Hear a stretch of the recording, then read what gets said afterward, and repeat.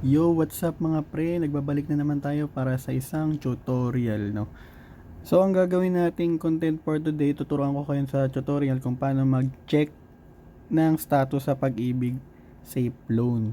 So, marami kasing nagtataka kung paano mag-check ng safe loan, no? Hindi nila alam, kumbaga kahit sino naman natutunan ko lang din naman to. So, i-share ko lang kung paano, no? So, punta kayo sa site ng Pag-ibig.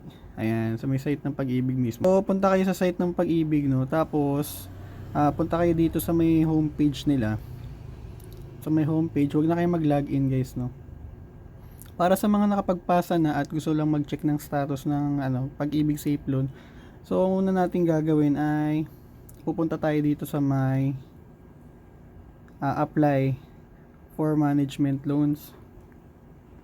So dito kasi pag nag-check ka kasi ng status dito sa may view loan status, ang lalabas lang diyan yung existing na na loan mo kung nag-loan ka, kasi hindi pa na-update ni Pag-ibig yung site nila para makakita ng view loan status sa may Pag-ibig Safe Loan.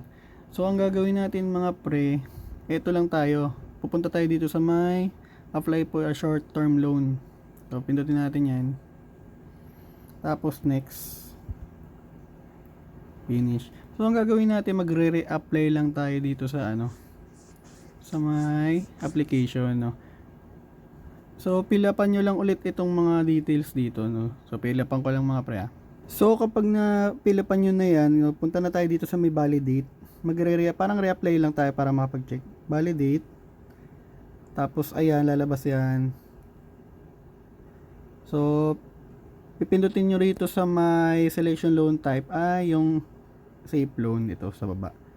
Safe loan, yung pinakababa, ito yun Tapos ilagay nyo lang ulit yung mga pinaglalagay nyo dati.